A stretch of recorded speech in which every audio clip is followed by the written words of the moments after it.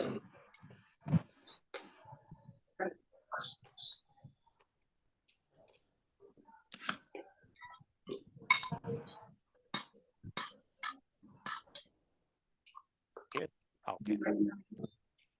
With this, apologies for this small issue with Zoom. I was not able to share the slide, hence we got delayed. Let's No start. worry. Yeah. Hare Krishna, good evening. Welcome to Hare Krishna. Gita Wisdom Session. Hare Krishna, Prabhu. Hare Krishna. We are on chapter 18. Have I started my video? You can see me?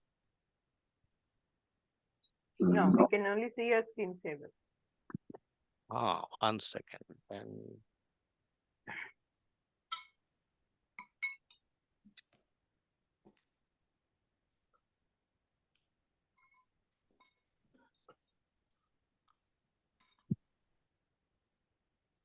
so why is my video not working?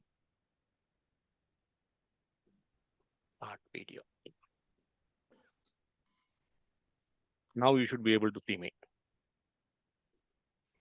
Hi, now I can see you, Sham. Yes, now we are seeing you. Perfect. So let's start. So we are on 18th chapter, the perfection of renunciation. It's also called Moksha Sannyasa Yoga. We have completed the first part where we studied verses 1 to 12. Now we start the part 2, verses 13 to 28. The acronym of this chapter is SMILE. We will see what SMILE is going forward. Before I start, let me start offering obeisances to my Guruji, His Holiness Gopal Krishna Goswami Maharaj, my Guru, His Grace Gaur Vilas Prabhuji, and we'll also say our prayers to Krishna. I will start the prayer. You can repeat after me. Hare Krishna, Hare Krishna, Hare Krishna, Hare Krishna, Krishna Krishna, Hare Hare, Krishna Krishna, Hare Hare, Hare Rama, Hare Rama, Hare Rama, Hare Rama, Rama Rama, Hare Hare. Rama Rama, Hare Hare. Now, I also first thank you all for joining this session, and with your blessings, because the devotees who join the Gita session are more important than the speaker. So with your blessings and your best wishes, I will hope to make a sense of this important chapter as we start. This chapter is the longest in Gita. So this is 78 verses, whereas the second chapter, the second longest chapter is chapter 2. So we will be splitting this into 5 or 6 parts to cover all the verses. Quick recap of what we studied in the last class. And as I mentioned, the acronym of this chapter is SMILE. What does SMILE stand for? SMILE, S. S is summary of Karma Yoga. The first 12 verses, Krishna describes summary of what Karma Yoga is. And Arjuna starts this chapter by asking a question. He says, "Oh Krishna, please tell me, what is the difference between Tyaga, that is renunciation, and sannyasa?"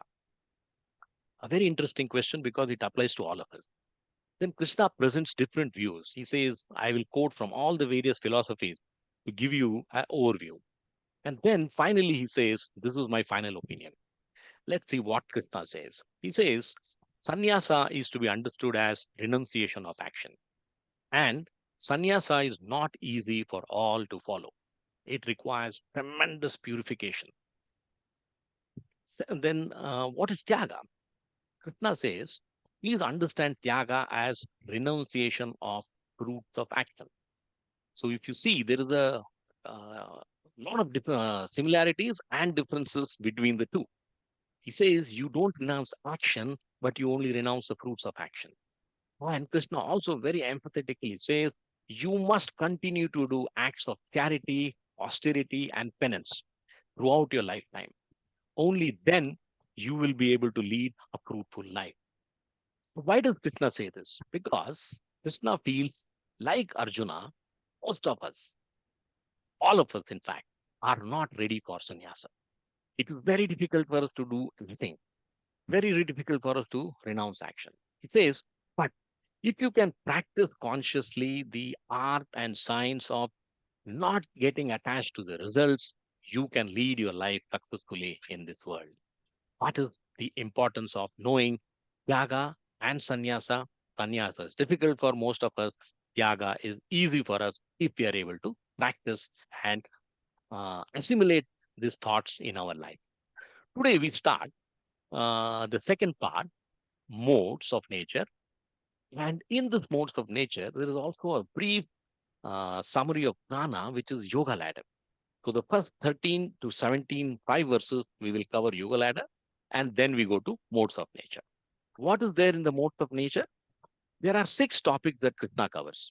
Gnanam, karma, gnanam is knowledge, karma is action, karta is performer, doer, buddhi is intelligence, dhruti is determination. If you have to live in this world, determine. And sukam. Just a second. Prabhuji, I have solved the problem. I become the host, so then I cancel that meeting and set up a new meeting.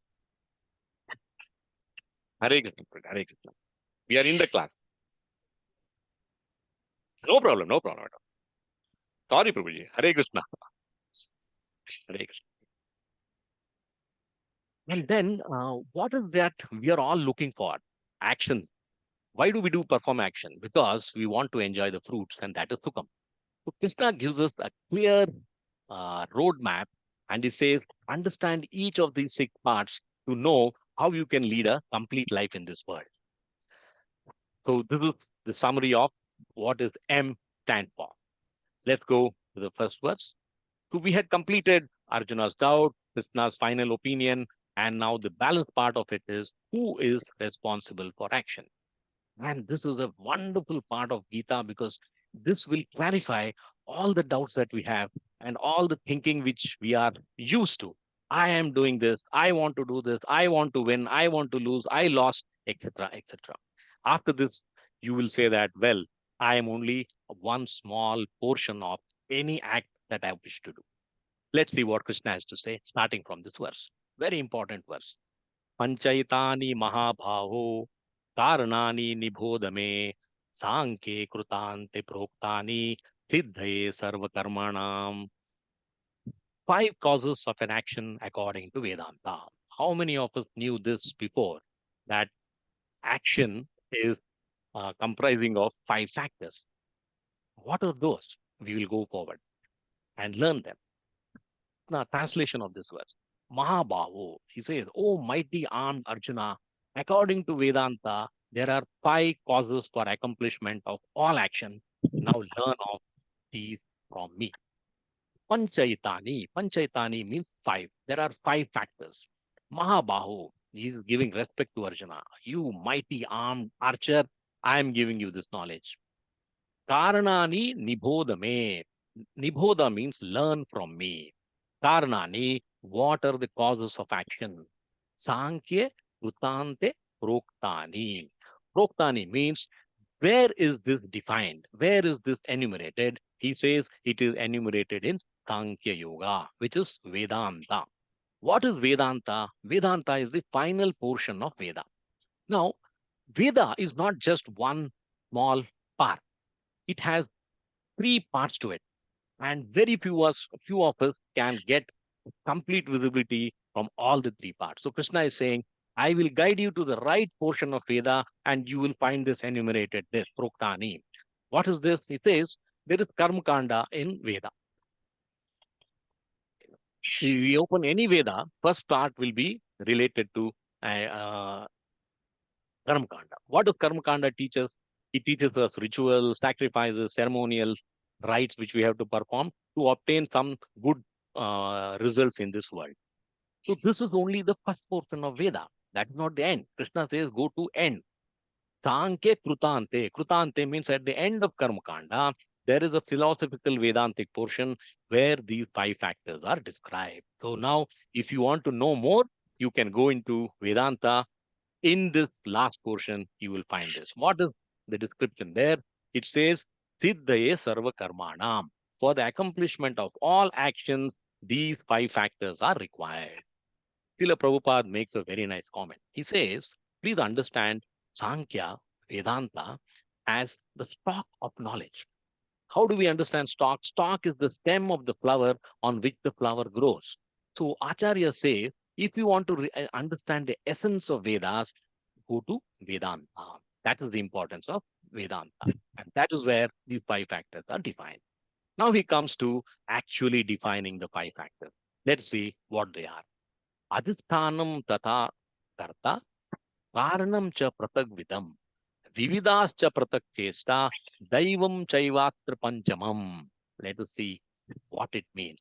Instead of going to the translation, I will directly jump to describing these five factors.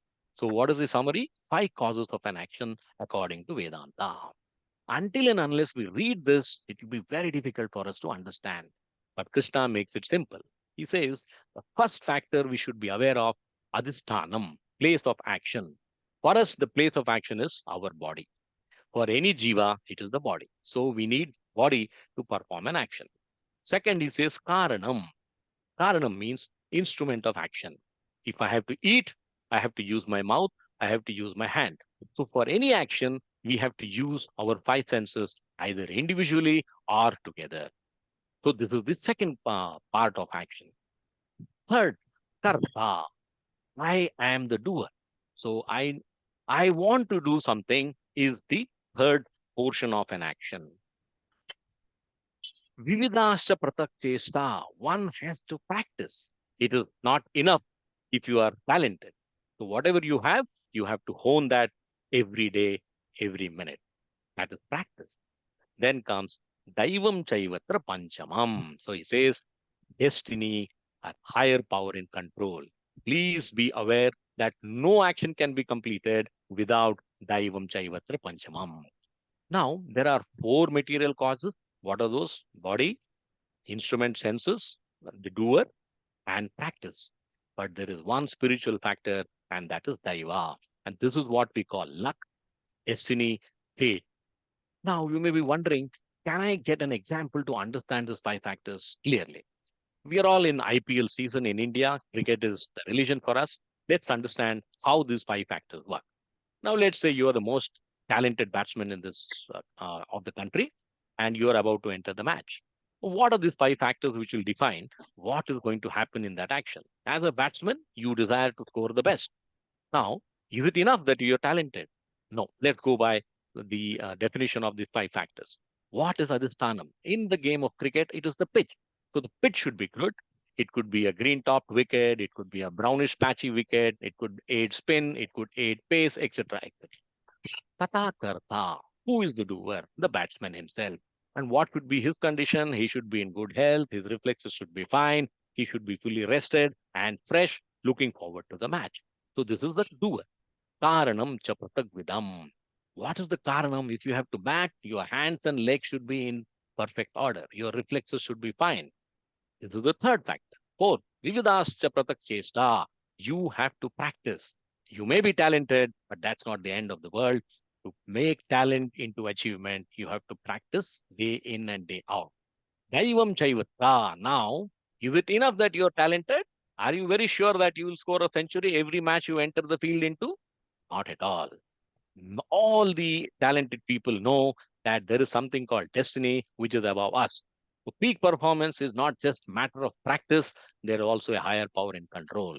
If this were not the case, then let's take Virat Kohli. Why will he get out before scoring a century? Because every match he wants to score a century. But the centuries are far and few in between. Why? Because it is the Daivatra Panchamam who decides the most important of the five factors. So anything that happens to us, we should remember that we are only 1/20th the cause of an action. It could be a good action, it could be a bad action. Krishna explains that further. Let's go to this verse. Shariravan manobiryat karma prarabhathe naraha. Nyayam va viparitam va panchaite tasya hetavaha. What does he say?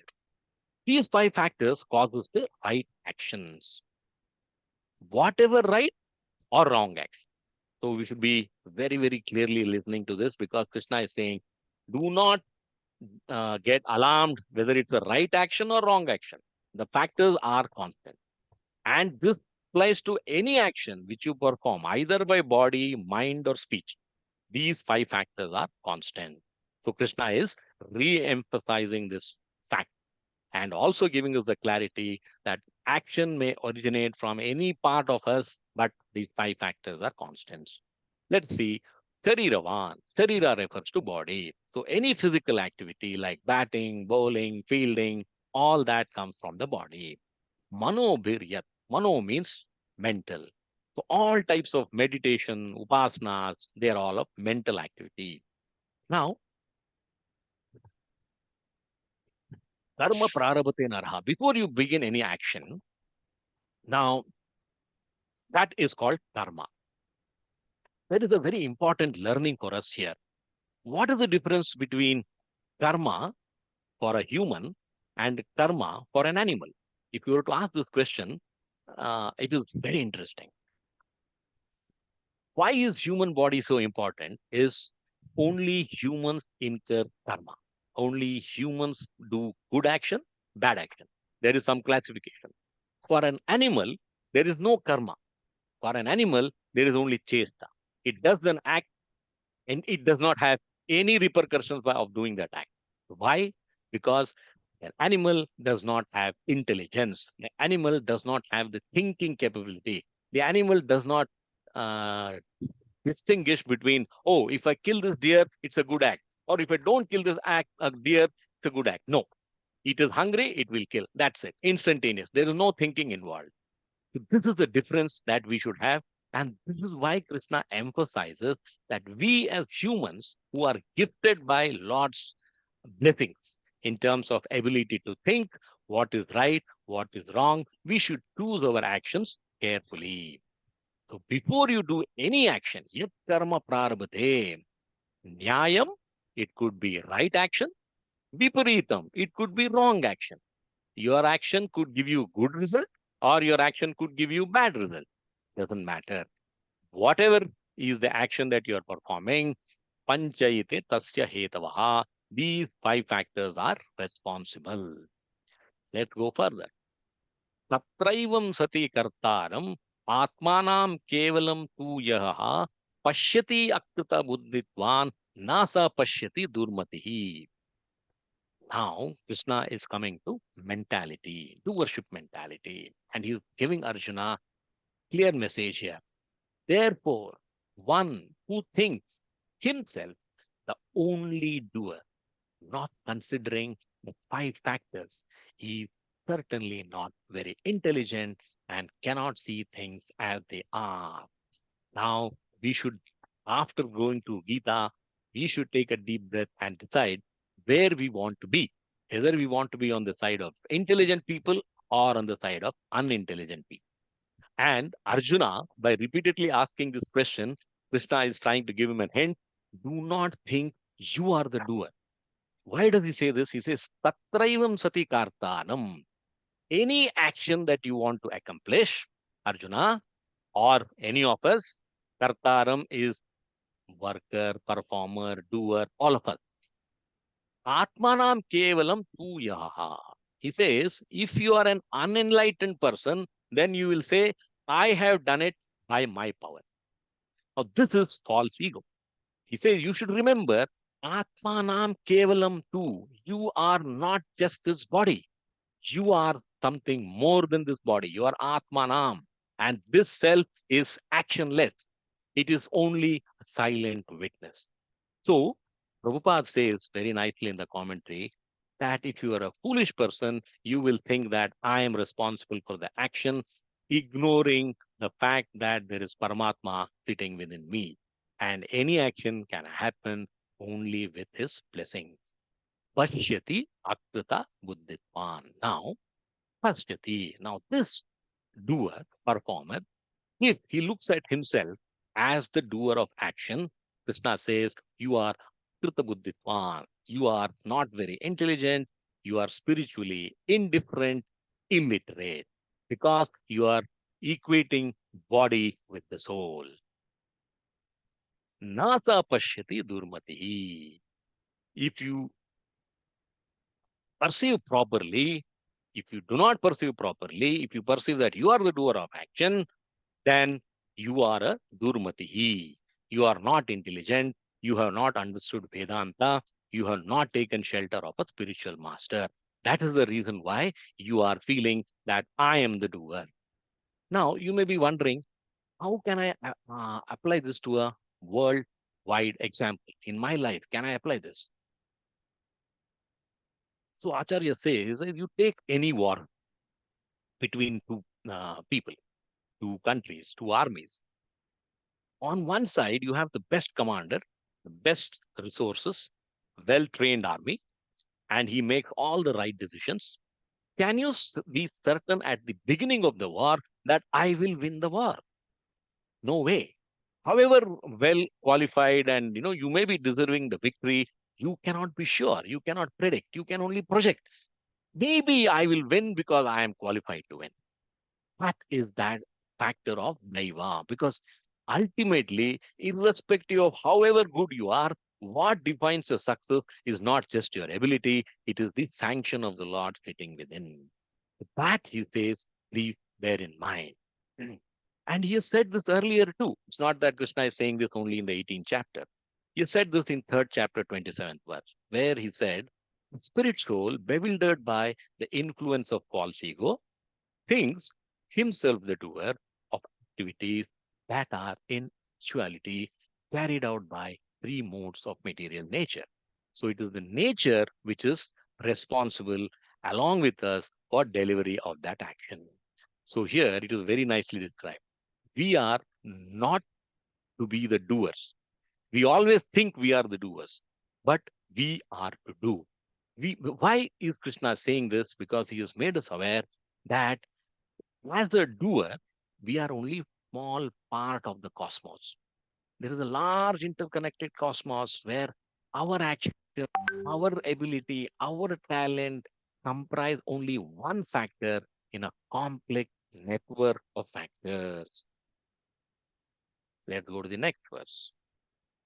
Yasya nahankrato bhavo buddhir yasya na lipyate atva pisa imal lokan na hanti na nibhadyate. Non-doership mentality. So from doership, he says, come to non-doership mentality. Then you are intelligent. One who is not motivated by false ego, whose intelligence is not entangled, though he kills men in this world, does not kill, nor is he bound by his actions. What a powerful verse. So now Krishna is coming to the conclusion. He started with Panchaitani Mahabhavu. He said there are 5 factors for any action. And now he says, if you are not going to have the doership mentality, then any action that you do, including killing, you are not bound by your action. Looks very, very profound. How can Krishna say that even if I murder someone, that is not a crime? That is possible only if you do that based on sanction of the Lord. Like Arjuna is in the battlefield and Arjuna says, I don't want to fight the war. Krishna is saying, because you are saying that I don't want to fight the war, you are Durmatihi. You are not an intelligent person. You are here to fight the battle and participate using your skill and talent by my sanction. That's the reason why you must do this, fight the war. So this is how we should also learn from.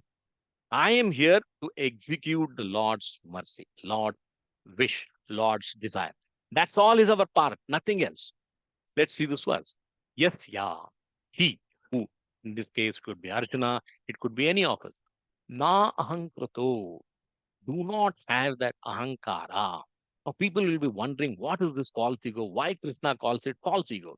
There is nothing called I. There is nothing called me. There is nothing called mine in this world. Because that I, me, and mine is coming from false ego. Everything belongs to the Lord. Who are we? We are just here for a minute and we disappear.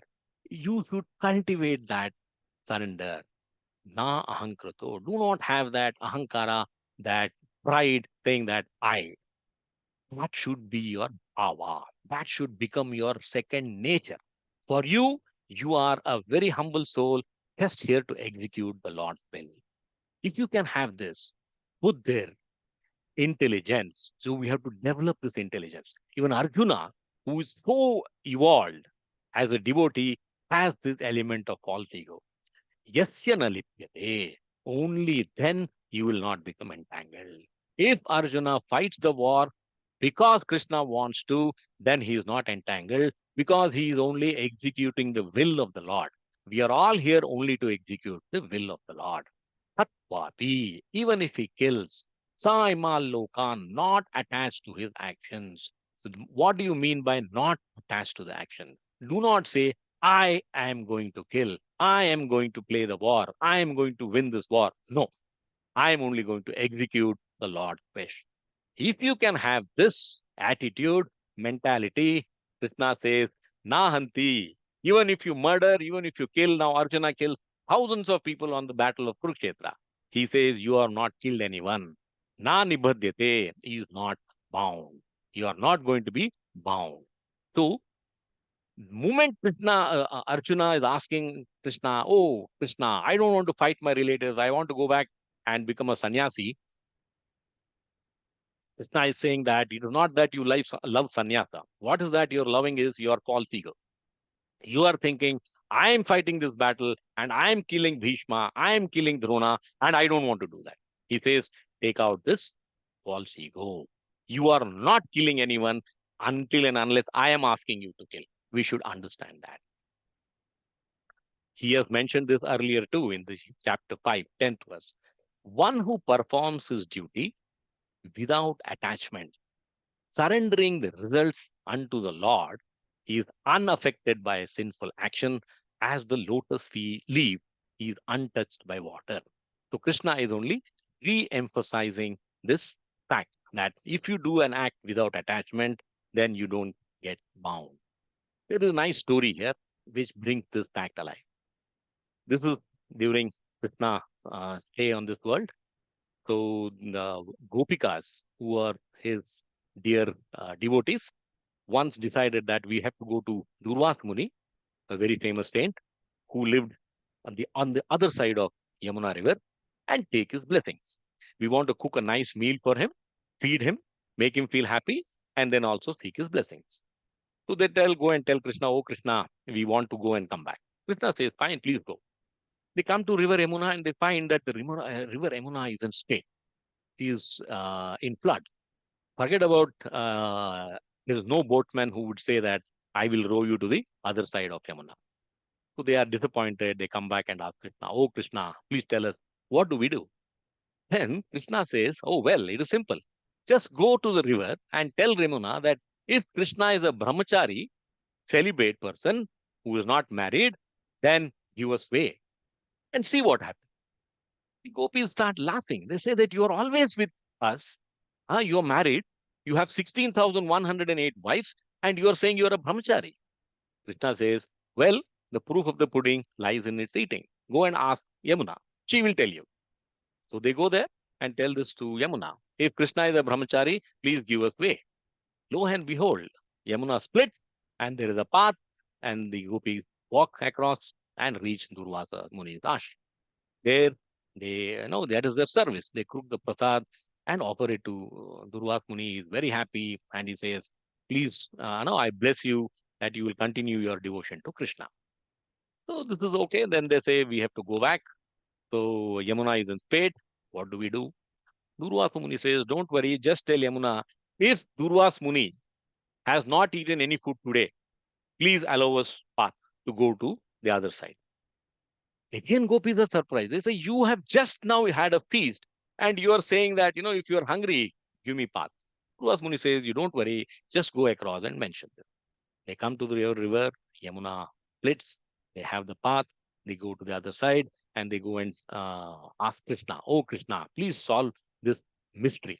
How can this be possible? You are always with us, but you are a brahmachari. We just fed Durvasa Muni, but he says, if I am hungry, you will give me path. What is the essence of this? Then Krishna explains this. He says, I am with you, but I have no attachment. My mind is not attached to you. I am with you just to respect your surrender, your devotion. Durvasa Muni had his food, but he did not have any attachment, whether it was tasty, it was having less salt, less sugar, more salt, more sugar, nothing. He just had it because you offered it to him. He was completely detached. So this is an example which tells you that living in this world, we can follow the path that Krishna has given us. Do not be attached to the result. Now, with that, we have finished the first section. We go to the second part, modes of nature. As I mentioned, what do we study here? Very, very important 6 parts. Jnana, Karma, Karta, Buddhi, Dhruti, Sukam. Now, we are going to do Gnanam, Karma, Karta today. And in the next class, we'll cover Buddhi, Dhruti, and Sukam. Now, why is this so important? We have already studied this in the 14th chapter. We have already studied in the 17th chapter that modes of nature are very important. Anything and everything that we do, we are under their influence. So now Krishna is saying, after you know that you're under their influence, you should develop the right knowledge. You should be the right doer. Then you can escape the entrapment of the modes. So how does this happen? What do we do? Now Krishna gives further description. Nanam Neyam Parignata Trivida Karma Chodana Karanam Karma Karteti Trivida Karma Sangraha. Motivators and constituents of action. So before we come to the Gnana, we should have this. This is Gnana. This is knowledge. Whenever we do something, we are not the only part. So he is giving the further input to this. He says knowledge, that is Gnanam, object of knowledge, Gnayam, and the knower are the 3 factors that motivate action. The senses, the work, and doer are the 3 constituents of action. So is now split this into further things. He says, there are 6 things in an action. 3 motivators of action. What are those? Knowledge, Gnana, Gnayam, that is object of knowledge, Parignata, knower. So we should know that these are the 3 motivators of any action. And you may be wondering, why is now Krishna moving from 5 to 6? He said there are Panchaitani Mahabahu, but now he's giving us 6 factors. It is just to make the understanding easy for us. Now, when you look at this knowledge and you say that, oh, well, how do I apply this into my life? Krishna says there are only 2 things in anyone's life. One is knowledge, another is karma. Gnana, karma. That is why Krishna is giving this description. You may be wondering, oh, well, how can only Gnana and karma be part of me? Now, Acharya says, you look at and reflect. First 20-25 years of our life, what do? We do our kindergarten, we do our primary, secondary, pre-university, university, graduation, post-graduation, etc., etc. So if you see, the first part of our life is dedicated only to gaining knowledge. And the second part of life, so this is the Gnana part of our life. And the second part is applying that knowledge to earn our livelihood. So that becomes the karma part of life. So Krishna is saying any action, these are the 2 things that you require. First is knowledge. And then there are, what are the 3 constituents of action? He defines them. Karma, yes, eating, walking, drinking, anything that we do is karma. And if we have to execute that karma, we need the instruments of work, that is our senses, mind, intellect. And then we can perform the action. So karta. So there are 6 things which are going to be helping us perform any action. Now, immediately you will say that, oh, well, I'm confused. And of course, desire. So this is a cycle. You are the performer, you have the desire. So you are, you perform an action. I want to become rich, so I'll work hard. So you are happy after you earn your first million. And then you have that experience that I am a millionaire. Then your mind says, intellect says, oh, well, let's work a little more and earn the next million. So this whole cycle continues. Now, the interesting part is, well, I am a little confused. There are, in the first part, you said there are 5 parts of action. Now, in this verse, you're saying there are 6 parts of action. How do I understand? I'll give you a very simple, I will share rather, a very simplistic model of how Acharyas explain this. 6, 5, 3. Ultimately, if you were to simplify the whole thing, you understand this like this. Adhisthanam, so these are the first thing what he said in the 18.14. Body, senses, the performer, practice, daiva. So he says these are the 5 factors. Now he's saying there are only 3 constituents of action. Karanam, karma, and karteti. So now you will say, oh, well, what happened to Adhisthanam? What happened to Pratak Chesta? Where did they disappear? Where is Daiva? So if you have to understand this, we have to go back into what we have learned. So this Adhisthanam body and Karanam senses are part of Prakriti. So now Krishna is giving you a bigger context. That's why he's simplifying this into saying that Karanam, Karma, Karteti are the three constituents of action. So this practice is also part of Jiva and Prakriti. So this ultimately boils down to Jiva desire, Daiva sanctions, and Prakriti execute. That is why he has reduced to 5, 6 to Karanam, Karma, Karteti. This is the simplistic understanding that Acharya shared. Now let's move to the next verse. Gnanam karma cha karta cha tridhaiva guna bedataha prochyati guna sankyane yatavak shrunutani api. Three kinds of knowledge, work, and performers of action. We have already seen in the beginning, Krishna is going to define each element of this in three parts. He says, according to three modes, there are three kinds of knowledge. Gnana, we will see what is that. Work, karma, and worker, karta. Even performers are under the influence of three modes. Now hear of them from me. Gnanam karma cha karta cha. Knowledge, action, and performer. Hridaiva guna bhedataha. They are analyzed in terms of three modes. What are they? In the verses 20 to 22, karma in the verses 23 to 25, and karta in the verses 26 to 28. We'll stop here. Prochate, they are defined. Where? Gunasankyane. We studied this earlier in teaching about gunas in Kapila philosophy in Vedanta. Yathavat sunutani api. Krishna is saying, now hear them from me. So he's laying the foundation as he starts the description of these six distinct parts. So we start with knowledge. Threefold division of knowledge. So most of us have information, most of us have data. What Krishna says, you must have knowledge and you must realize the knowledge to become wisdom. And what is that wisdom? The wisdom is you are not the body, you are not the mind, you are the soul. We may read this a million times, but we will not be able to apply it even one time correctly. We always make the mistake that I am the body. Now let's see what is that knowledge Krishna wants to describe in three modes. So we start with knowledge in the mode of goodness. Sarva bhuteshu enaikam bhavam avyayam ikshate avibhaktam vibhakteshu tadgnanam vidhi satvikam. He says gnana in the mode of goodness. That knowledge by which one undivided spiritual nature is seen in all living entities, though they are divided into innumerable forms, you should understand to be in the mode of goodness. So what is Krishna saying? Sarva bhuteshu enaikam. In all living beings. Ena is knowledge. Ekam, only one.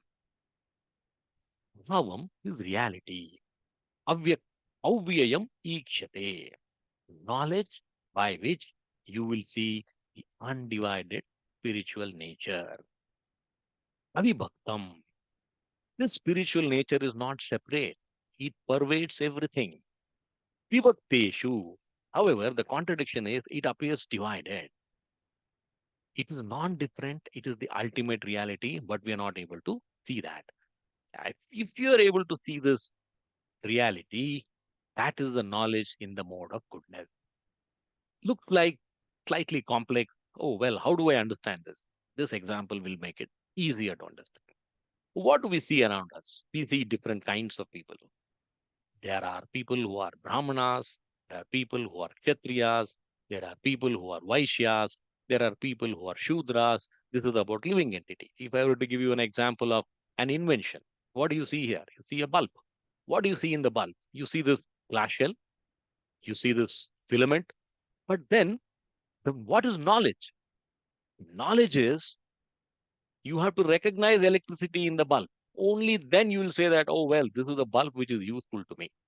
So you had the knowledge to invent the bulb. You have the knowledge to identify electricity as the cause of giving you light. That is knowledge. So it may be any kind of bulb. It could be a tube light, it could be an incandescent bulb, it could be a sodium vapor lamp, it could be an LED, whatever. It is the electricity which is the source of light. That is knowledge. So it may look different, feel different, but the source remains the same. Sarva bhuteshu enaikam. That is in all living beings. It could be any one of them. Bhavam avyam ikshate. There is one undivided spiritual nature in all of them, and that is what I am able to see. Then it is the knowledge of in the mode of goodness.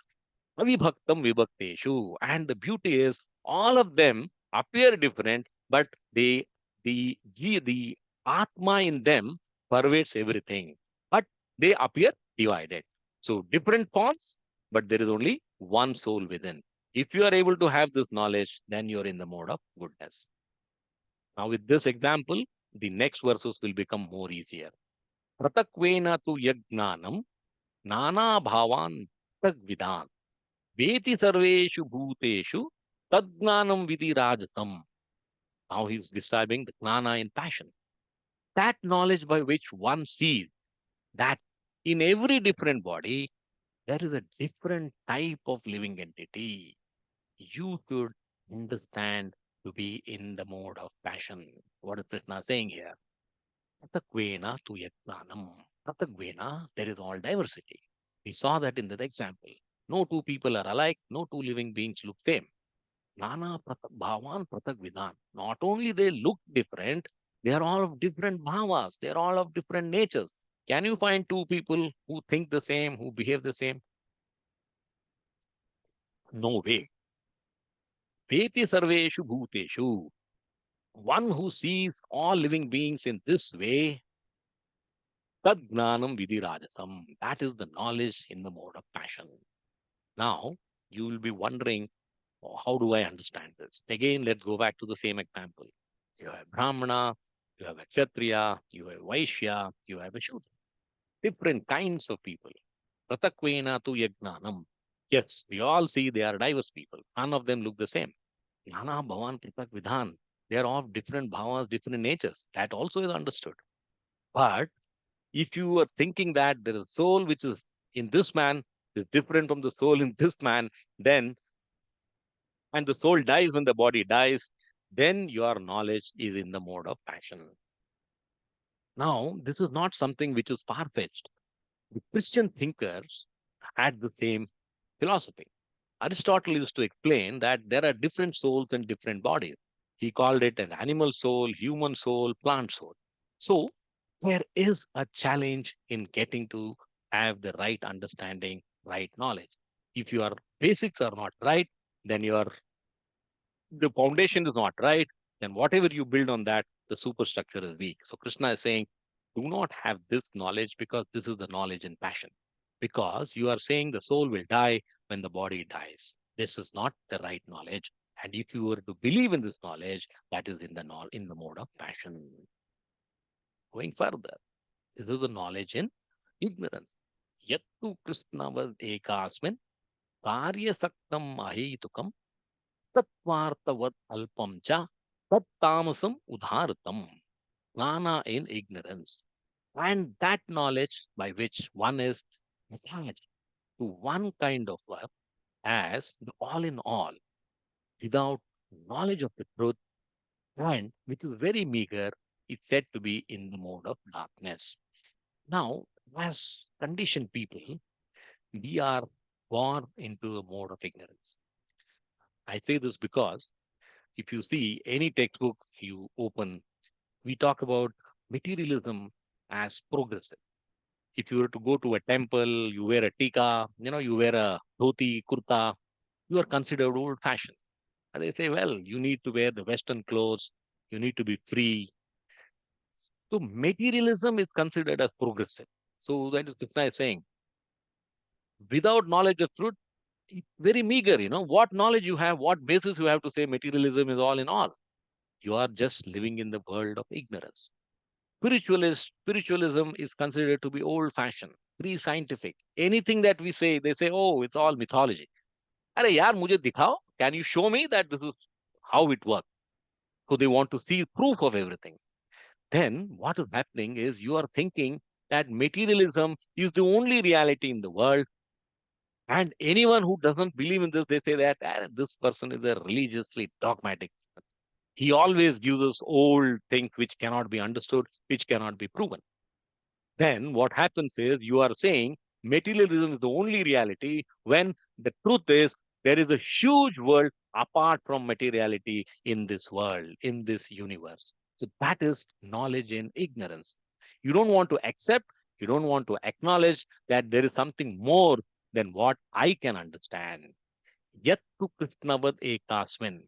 You are not understanding the completeness. You don't know the reality. You don't know the totality. But still you conclude that I know everything. Karya saktam mahitukam. Attached to one activity as if it is totality. Just because you understand materialism, you think material science is the only science in this world. You have no logic. Can you explain this? In which scripture has it been said that science is the only reality? But people don't have time to explain. Asatvartha with no idea of real truth. They don't know the truth, but they speak as though they know the truth. Vad alpam cha. Krishna says this is trivial, meager knowledge. Tat tamasam udhartam. This is the knowledge in the mode of ignorance. Now, if when I read this, you will understand. Louis Pasteur, we all know, one of the greatest scientists. He says at the end of his life, little science takes you away from God, but more of it takes you closer to Him. This is realization. Most of us act at the data, information level. We don't even come up to the knowledge level, forget about being wise and having wisdom. Now we have completed 3 divisions of knowledge. We are coming to 3 divisions of dharma, action. And Krishna says in Gita, no one who does good work will ever come to a bad end, either here or in the world to come. What more motivation we need to choose, to select the right action we have to perform. Let's see the action in the mode of goodness. Niyatam sangarahitam aragadvekata kritam afala prepsuna karma yat satvikam uchyate. This is the karma in the mode of goodness.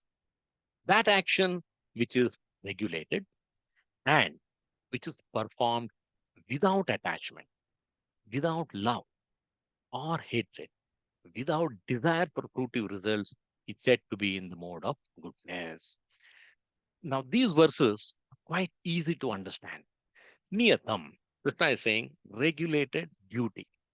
Now, Prabhupada gives a very clear roadmap. He says, well, don't get confused. I don't know what is right karma, what is bad karma. He says, just look at the scriptures, refer to Gita. If Gita says lying is bad karma, so be it. If Gita says being honest is good karma, so be it. Just follow what the scripture says. Niyatam, regulated. Sangarahitam, do not get attached. Do not have this ego I. The biggest learning that we can ever have in life is just to come away, walk away from I. The lesser and lesser the size of I becomes in our mind, the more and more knowledgeable we will become. And whatever you do it as an offering to the Lord. That is Sanga Rahitam. Araga Dveshata, without love or hatred. Apala Prepsuna, do not have desire for fruitive results, do not have selfishness. Yatta Tatvika Muchyate. This is the karma in the mode of goodness. Let us see if this works. I will show you a nice video which says karma in the mode of goodness.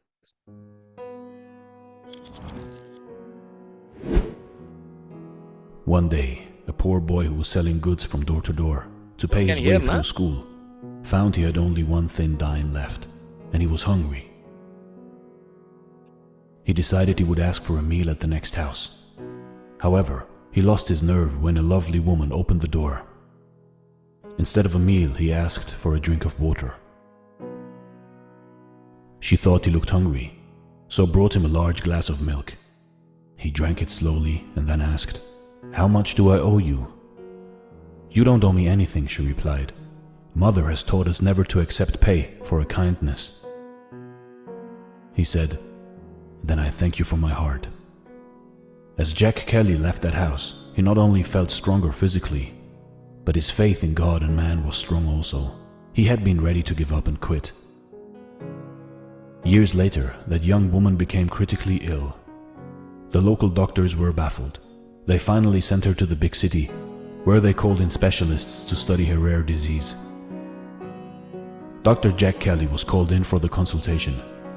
When he heard the name of the town she came from, a strange light filled his eyes. He got up immediately and went down the hall of the hospital to her room. Dressed in his doctor's gown, he went in to see her. He recognized her at once. So he went back to the consultation room, determined to do his best to save her life. From that day, he gave special attention to the case. After a long struggle, the battle was won. Dr. Kelly requested the business office to pass the final bill to him for approval. He looked at it, then wrote something on the edge, and the bill was sent to her room. She feared to open it, for she was sure it would take the rest of her life to pay for it all. Finally she looked, and something caught her attention on the side of the bill. She read these words: "Paid in full with 1 glass of milk. Signed Dr. Jack Kelly." Tears of joy flooded her eyes as her happy heart prayed, "Thank you, God, that your love has spread abroad through human hearts and hands." You see, in life, this is the law of karma. What you give, you get back. Maybe not immediately, but maybe years later, when you expect it the least. Karma will come and help you. So make sure to treat every other human being with dignity and love, because one day it will get back to you. This is the law of karma. This is Dare to Do motivation stories. This is a movie to show what is karma and goodness. Try to do it without attachment. Try to help be.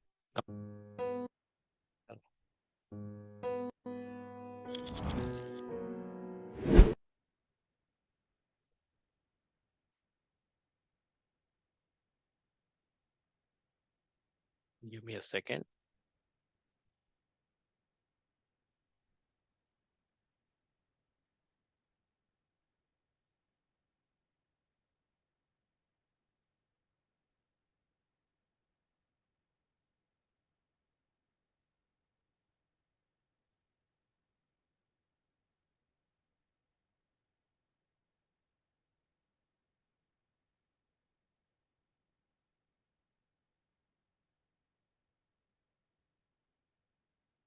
Your screen share. Can you see this my screen? Ramesh? Yes, Prabhuji. ಇಲ್ಲ Yes. ಅದೇ same click to add notes ಅಂತ ಇದೆ. You Click can to add maybe you can just click on the next slide. Slide. Work karma in 3 modes. If you click on that, maybe this screen will go. See, let me see. Is it coming? Now it should come. Yeah. Yes. You can see? Yes, Yeah. yes. Yes. All right. Let's go to the next one. This is karma in the mode of passion. Yattu kame suna karma tahankarena va punaha kriyate bahulayasam tad rajasam udharatam. Karma in the mode of passion.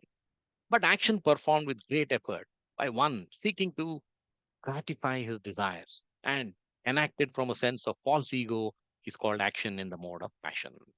After knowing what is action in the mode of goodness, it's quite easy to understand what is karma in the mode of passion. Yattu kame psuna karma. In the last verse, he says, Papala prepsuna, do not have expectation of fruits. Whereas here he's saying, Yattu kame psuna karma. You have desire for the fruits of work. Saha ankarena va punaha. When a person is having ahankara, false ego.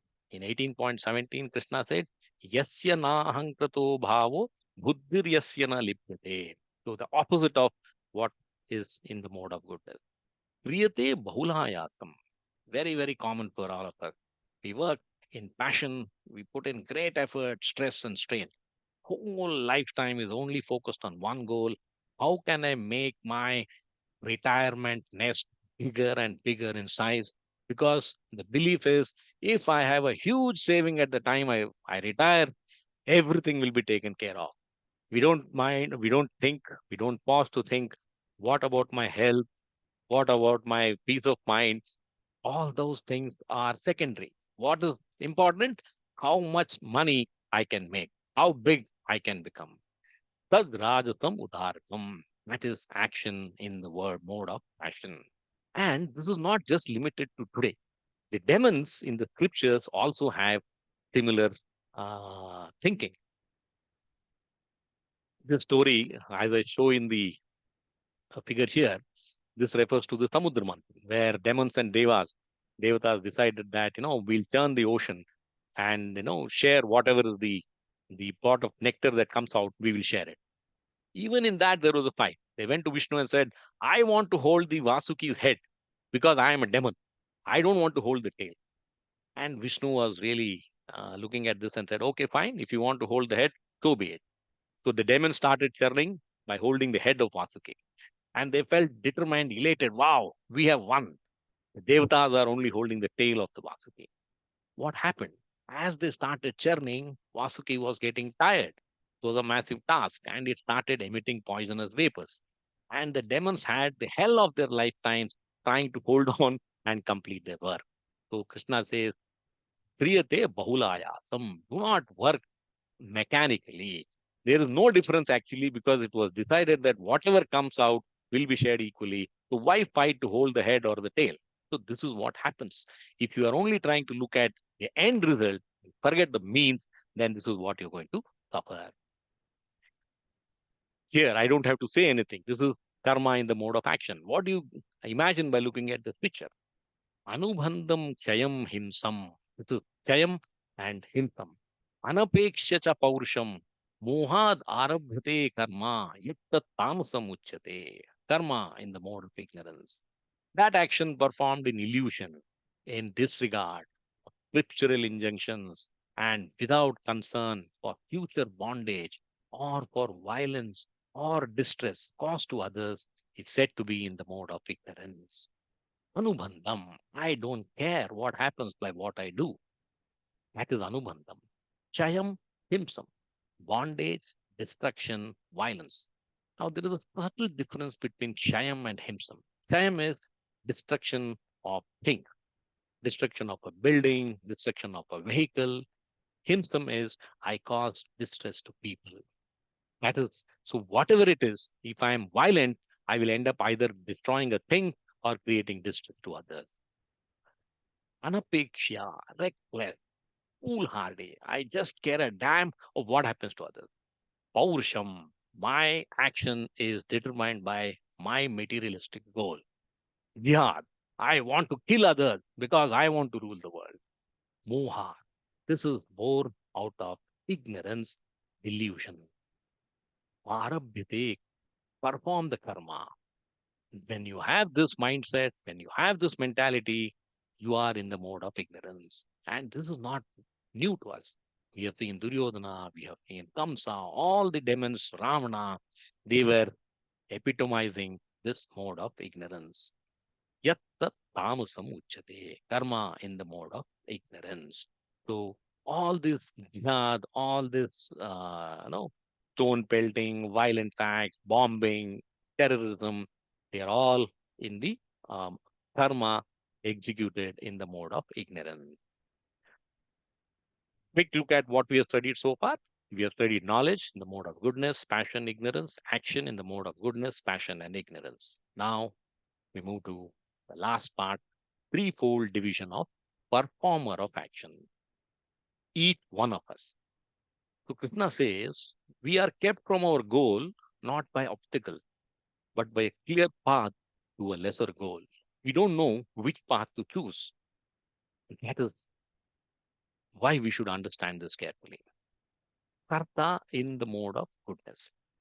Mukta sango naham vadi, dhruti utsaha samanvitaha, siddhi atidhyo nirvikaraha, karta sattvika uchyate. Karta in goodness. One who performs his duty without association with the modes of material nature, he has no false ego. great determination and enthusiasm without wavering in success or failure. It's said to be a worker in the mode of goodness. From the definition and the translation itself, we can understand if we are able to imbibe these things, then we are a performer in the mode of goodness. Mukta Sangam, Sango Naham Vadi. Detached, devoid of false ego. Dhruti Utsaha Samanditaha. Determined, enthusiastic. Siddhi Asiddhyo Nirvikarha. Unwavering in success or failure. Karta Satvika Uchyate. Worker in the mode of goodness. Now, you may be wondering, well, this looks like a textbook case. Can I be like this? There are examples, and all great performers have this attitude. They don't really take things too seriously, and they always laugh it off, even if they have a misery. I quote a nice story from Thomas Alva Edison in his life. We all know he's a legendary inventor. And in the course of his life, when he was around 67 years old, and he was very close to making his discovery, there was a massive fire which destroyed his entire factory. People were like shocked, whole year, lifetime of work is destroyed. Edison stands up and tells his son Charles, "Oh, Charles, please go and call your mother and her friends because they must see this fire because they will never see a bonfire like this again in their lifetime." This is the ability to laugh at your misfortune. And Charles such objected. He says, "Father, how can you be so detached?" He says, "Son, you should always take it smilingly and sportively. We have just destroyed a lot of good rubbish. Don't worry. I'm 67 years old, but I will start all over again." This is the kind of attitude we must have. Mukta Sango, Siddhi Asiddhyor, Nirvikarha. He had perfect outlook to work. He says, whatever is destroyed is gone. I will start rebuilding again. And he did not fire even single employee. And because his attitude is work is enjoyable. Whatever happens as a result of my work is something which is not in my hands. Accept it peacefully. However, no, it can cause us misery, it can cause us pain, loss, lack of sleep, etc., etc. Because we can't undo that. We have to accept.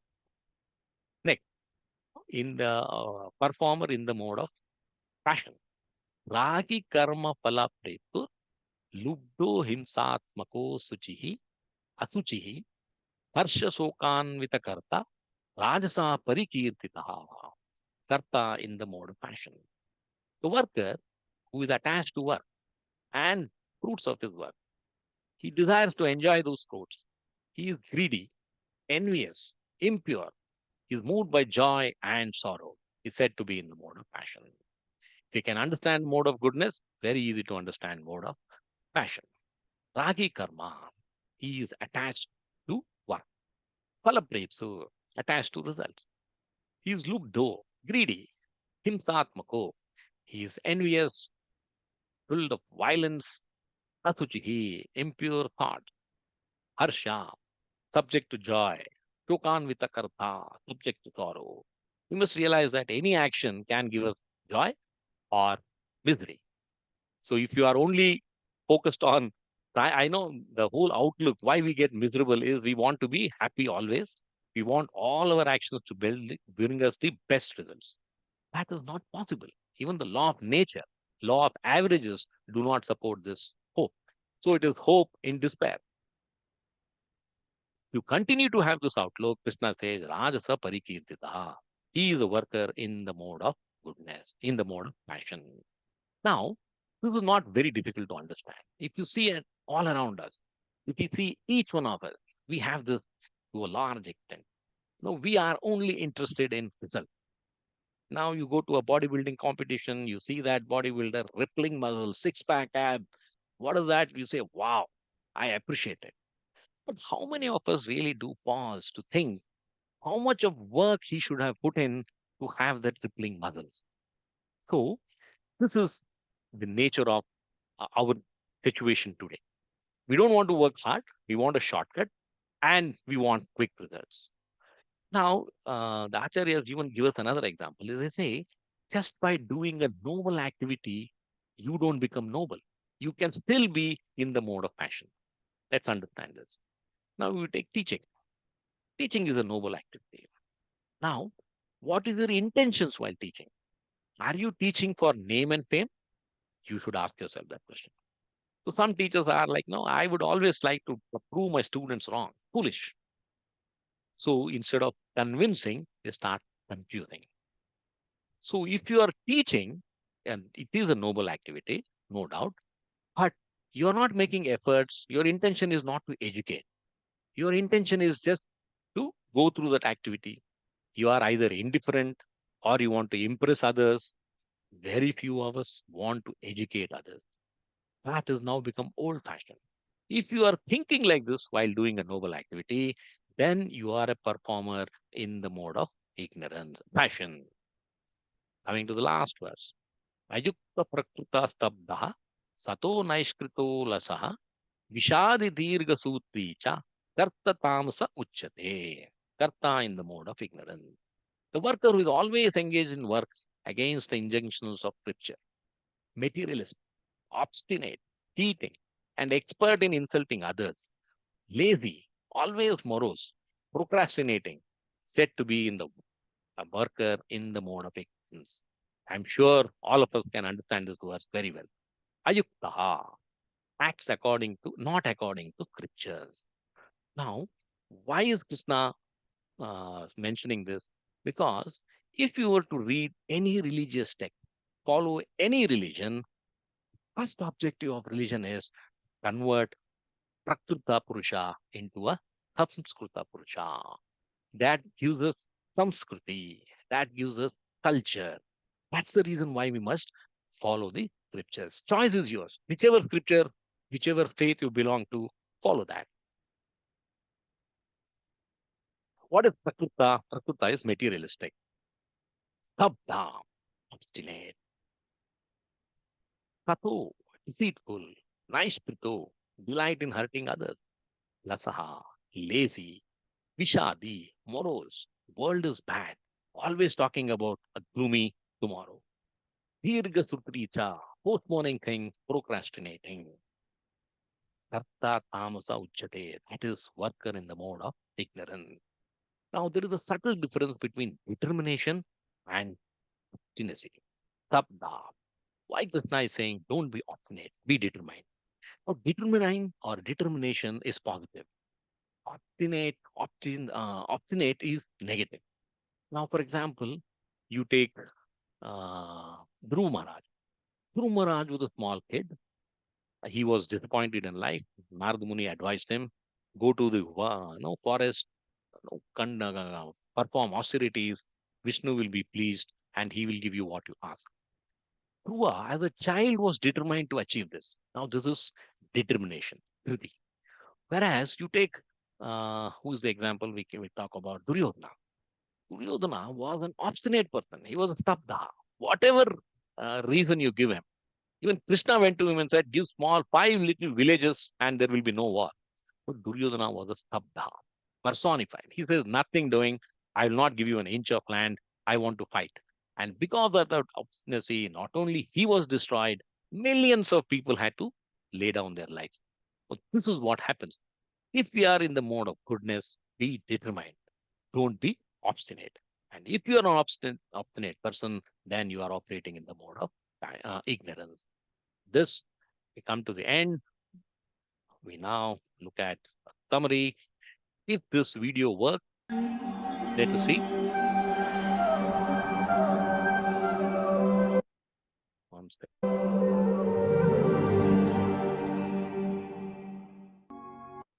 I want to move this. Chapter 18, Conclusion, the Perfection of Renunciation. Arjuna said, O mighty armed one, I wish to understand the purpose of renunciation, tyag, and of the renounced order of life, sannyas, O killer of the Keshi demon, master of the senses. I am not able to move this forward. Is it okay for 5 minutes? You will listen to this. If you are happy, I will play it. Yeah, it's okay with me. Yeah. Okay, fine. The Supreme Personality of Godhead said, "The giving up of activities that are based on material desire is what great learned men call the renounced order of life, sannyas. And giving up the results of all activities is what the wise call renunciation, tyag. Some learned men declare that all kinds of fruitive activities should be given up as faulty. Yet other sages maintain that acts of sacrifice, charity, and penance should never be abandoned. O best of the Bharatas, now hear my judgment about renunciation. O tiger among men, renunciation is declared in the scriptures to be of 3 kinds. Acts of sacrifice, charity, and penance are not to be given up. They must be performed. Indeed, sacrifice, charity, and penance purify even the great souls. All these activities should be performed without attachment or any expectation of result. They should be performed as a matter of duty, O son of Pritha. That is my final opinion. Prescribed duties should never be renounced.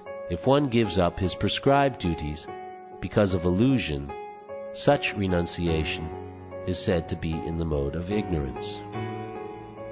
Anyone who gives up prescribed duties as troublesome or out of fear of bodily discomfort is said to have renounced in the mode of passion.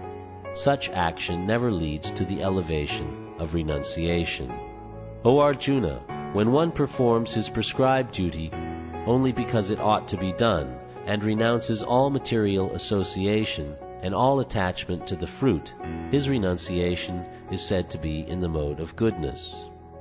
The intelligent renouncer, situated in the mode of goodness, neither hateful of inauspicious work nor attached to auspicious work, has no doubts about work. It is indeed impossible for an embodied being to give up all activities, but he who renounces the fruits of action is called one who has truly renounced. For one who is not renounced, the 3-fold fruits of action, desirable, undesirable, and mixed, accrue after death. But those who are in the renounced order of life have no such result to suffer or enjoy. O mighty armed Arjuna, according to the Vedanta, there are 5 causes for the accomplishment of all action. Now learn of these from me. The place of action, the body, the performer, the various senses, the many different kinds of endeavor, and ultimately the supersoul. These are the 5 factors of action. Whatever right or wrong action a man performs by body, mind, or speech is caused by these 5 factors. Therefore, one who thinks himself the only doer, not considering the 5 factors, is certainly not very intelligent and cannot see things as they are. One who is not motivated by false ego, whose intelligence is not entangled, though he kills men in this world, does not kill, nor is he bound by his actions. Knowledge, the object of knowledge, and the knower are the 3 factors that motivate action. The senses, the work, and the doer are the 3 constituents of action. According to the 3 different modes of material nature, there are 3 kinds of knowledge, action, and performer of action. Now hear of them from me. That knowledge by which one undivided spiritual nature is seen in all living entities, though they are divided into innumerable forms, you should understand to be in the mode of goodness. That knowledge by which one sees that in every different body there is a different type of living entity, you should understand to be in the mode of passion. And that knowledge by which one is attached to one kind of work as the all in all, without knowledge of the truth, and which is very meager, is said to be in the mode of darkness. That action which is regulated and which is performed without attachment, without love or hatred, and without desire for fruitive results, is said to be in the mode of goodness. But action performed with great effort, by one seeking to gratify his desires, and enacted from a sense of false ego, is called action in the mode of passion. That action performed in illusion, in disregard of scriptural injunctions, and without concern for future bondage or for violence or distress caused to others, is said to be in the mode of ignorance. One who performs his duty without association with the modes of material nature, without false ego, with great determination and enthusiasm, and without wavering in success or failure, is said to be a worker in the mode of goodness. The worker who is attached to work and the fruits of work, desiring to enjoy those fruits, and who is greedy, always envious, impure, and moved by joy and sorrow, is said to be in the mode of passion. The worker who is always engaged in work against the injunctions of the Scripture, who is materialistic, obstinate, cheating, and expert in insulting others, and who is lazy, always morose and procrastinating, is said to be a worker in the mode of ignorance. O winner of wealth, now please listen as I tell you in detail of the... This, we come to the end. I will show you the balance part as we complete the next verses. Thank you very much. And in case you have any questions, floor is all yours.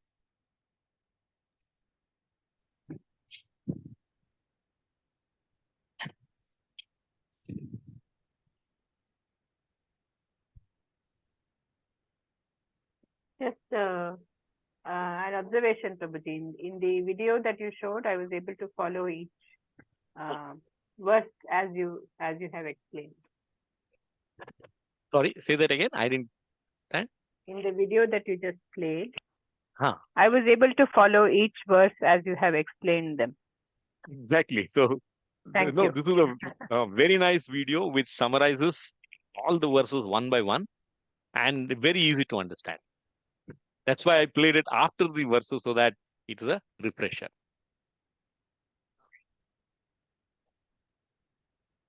I see Jairam saying Om Tat Sat. Yes, Jairam, Om Tat Sat.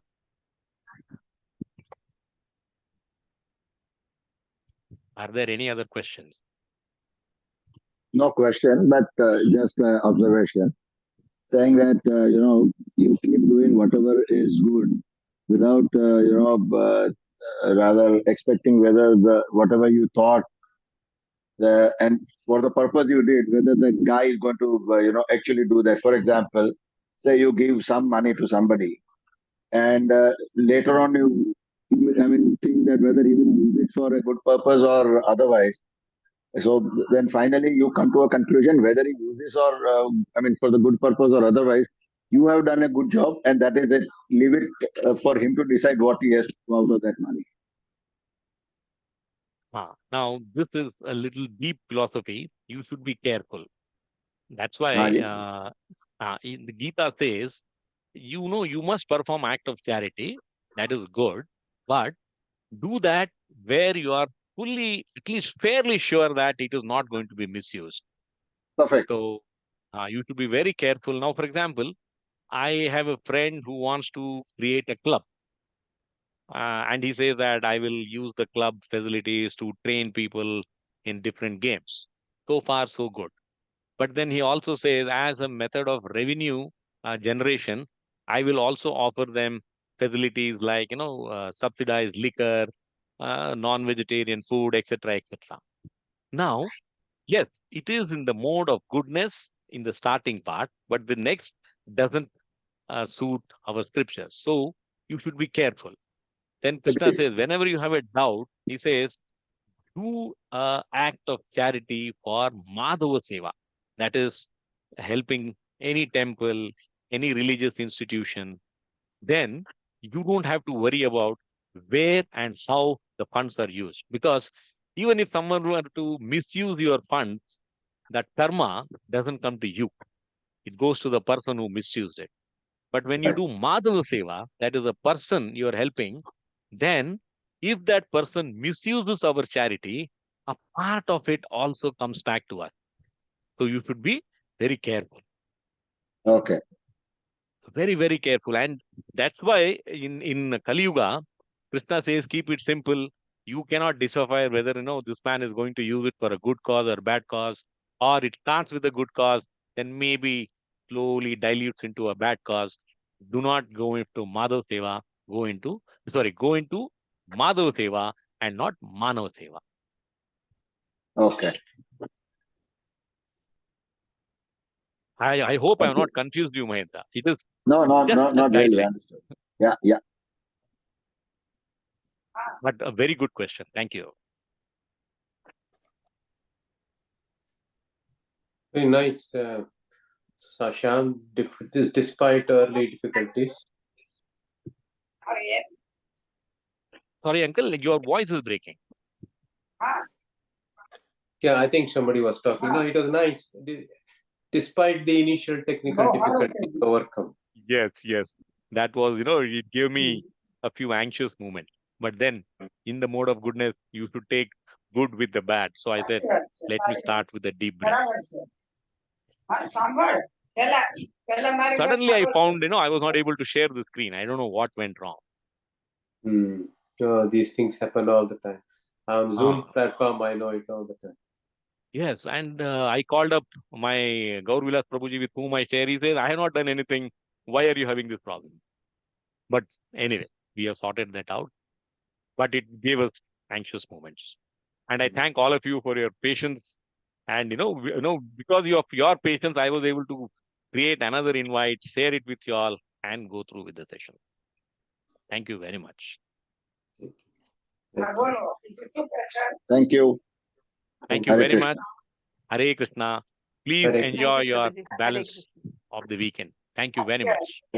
Hare Krishna. Hare Krishna. We close the meeting now. Thank you very much.